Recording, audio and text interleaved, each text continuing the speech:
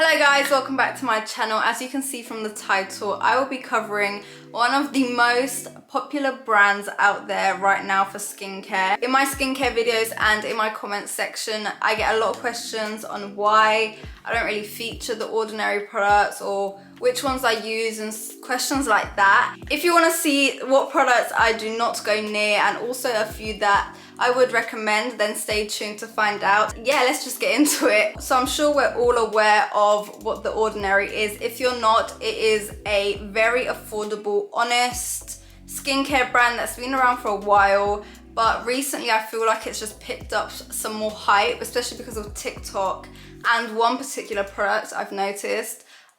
But yeah, there's just this honest brand that really focuses on ingredients and delivering results. They're not really like, you know, you get some brands that are really focused on packaging, their campaigns and stuff like that, but they're literally, the Ordinary is literally just product focused, and I really appreciate that. There's just so much out there and we're all given all these options for skincare and like we don't know what to do, so having that insight on what products and ingredients mean is really helpful. So that is a big pro for the Ordinary for me. And then on top of that, they're also affordable, and it's really hard to find a good, affordable, clean, sulfate-free, mineral-free, animal oil-free, paraben-free brand. So that is very surprising. And the reason why the Ordinary is so affordable is because they can produce these products at such a, like, they're manufacturing, they can mass produce these things. And also, I'm not sure if you've noticed,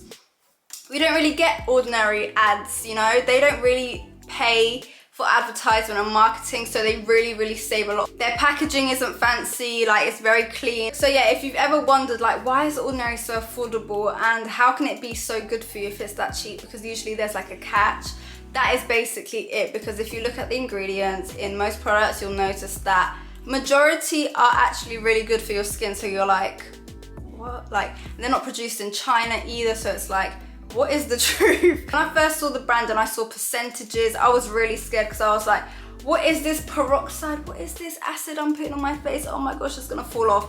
But once you start reading and you start learning that it's actually good for your skin, then you feel less fearful. They also tell you what to mix, what not to mix, so you really don't harm your skin. But yeah, that's a little bit of a backstory on the Ordinary if you didn't know, and also like what I think's good and what's not. But I'm gonna get into the products that I've previously used by the Ordinary and my thoughts, like my honest thoughts. Before I start, I just wanna say, like, this is my personal experience. This product, you might have it and it might work for you, but for me, it just didn't. And like for so many reasons. So yeah, just putting that out there just to highlight that everyone's skin type is different. Everyone's got different tolerance and stuff like that. So don't start moving crazy. There are some ones that I would just generally not use, but not that many. The first product I'm going to talk about is actually a foundation. They've got a foundation, they've actually got a few makeup things, they've got a concealer I know of, but the serum foundation is what I sometimes use even till this day. It's very affordable, £5.70 or something, I believe it's around the £5 mark, but it's a serum foundation, so it's very lightweight, gives the most natural finish, and it's even used on some shoots that I'm at. Makeup artists really love that foundation because it's so natural and it's so comfortable on the skin as well. Now, it is oil free and alcohol free, but one thing it's not free of is silicone. And if you know, silicone actually clogs your pores, like it traps everything that comes in its way. And when you put it all over your face, you can imagine it clogs your pores, you break out. If I use it, I really look after my skin, like cleansing it. I cleanse it properly. Like if I'm at a shoot, as I said, and they use it, I'm like, oh my gosh, my pores are screaming. But I just managed to like make sure I get in my pores, you know? So just take that into consideration when buying that. It does have silicone, so if you break out, most probably it will be because of the foundation. Also, another thing I noticed is that it does oxidize on my skin, so I would recommend a few shades lighter. Every shade I've bought has just turned really dark and orange after a while, and I really didn't like it. So yeah, I haven't actually found the shade that works for me yet. I just kind of gave up, but just buy a few shades lighter, I think. And also another note, When I first used it, I'm sure I've mentioned it somewhere on my social medias, it was very, very drying on my skin, and my skin goes through like phases of, sometimes it's combination, sometimes it's really, really dry. So if your skin is really, really dry, I would not recommend this foundation, because once it kind of goes on your skin, it's kind of hard to like move about. So yeah, when I feel like my skin's more on the normal slash combination side, that's when I can kind of use it. When it's dry, I can't. Other than that, I think it is a nice foundation. Yeah, it's a nice foundation, not like anything crazy. For £5, I mean, can't really go wrong. Wouldn't use a lot of it at a time on my face. So out of 10, I think I'd rate it around a 5, just like, it's just there really. Now the next product I'm going to talk about is the Salicylic acid solution, and this one was, I think, the second product I ever bought from them, because everyone was going on about it, and I was like, oh my gosh. The first thing people say is like, it gets rid of acne, spots and stuff like that, so you're like, I need to get this. And I did, because salicylic acid actually does treat acne and spots, but people forget to talk about how, like, they don't tell you how it does it. But yeah, I think this one's around £4 or £5. All products are like £4 or £5. Some go up to 30, but majority are within that price range. This product I actually used for a very, very long time. It was my go-to for like when I broke out. I just like put it on a bit on the spot. It would get rid of it, but it would take a while. It was not like anything crazy. I think I've found better alternatives now for my skin, such as the Origin spot treatment. That is what I love right now. I don't use the Salicylic from The Ordinary. Now I'm not sure about this, so I'm not a dermatologist, but when I was reading the ingredients list, it said that it had witch hazel leaf water, I think, and everyone knows what witch hazel does to your skin. It's very, very drying. So it's got that as, I think, the second or first, no, I think the second ingredient on the list, so it's the second most concentrated thing in the product, not even salicylic acid. So that was quite alarming to me. I wouldn't use this product all over my face. I just never did, so I wouldn't recommend it for you. Like in general, even if your skin can take it, because it can get really irritated, and the pH was like off as well. So don't put it all over your face, just maybe concentrate a little bit on your spot. That's what I did, and it seemed to be fine, but I'm not sure whether, because it's the leaf water, that it's diluted, maybe. But yeah, that's just something I noticed. Out of 10, I think I'd rate the Salicylic a 6 or 7 out of 10, because it did help me get rid of some of my spots, but I think you need to be very, very cautious when using it. Then next we have the lactic acid. Lactic acid is probably my favorite acid. I've only ever tried lactic, glycolic, salicylic. There's another one. And also mandelic, that's the one. They're all the acids I've tried, and lactic I think has been my favorite. Is also one of the most gentle acids for your skin. Mandelic I think is a bit more gentle. It's like the most gentle, but lactic is like a good gentle, but kinda more in depth. Like it really penetrates your skin more than mandelic, because mandelic has a bigger molecular size, so it like does it more slowly. Yeah, I was really reluctant to try like acids, because in general the word is just scary, but I think it's a good starter for most skin types. Yeah, it was a good experience. It exfoliated my skin, and even to this day I don't use that one, but I look for products with lactic acid, like moisturizers. I love products like that, because it's like a gentle, more diluted version for like every day. I wouldn't use the lactic one every day.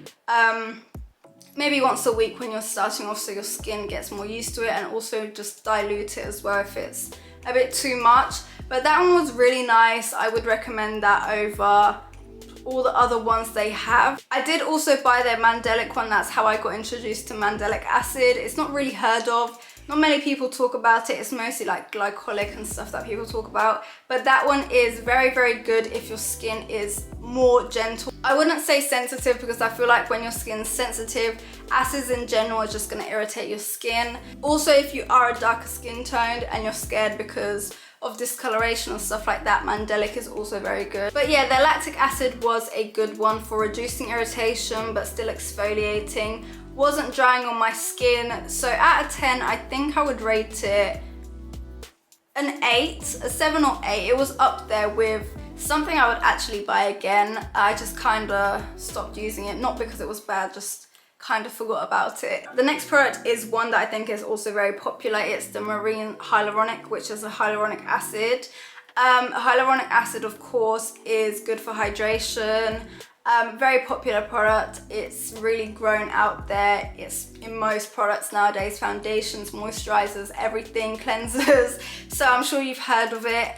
And this one, I think, again, is a very, very good product. I'm very picky when it comes to hyaluronic because some can be very thick. I don't know how to explain it. They're just like thick and feel like they're clogging my skin.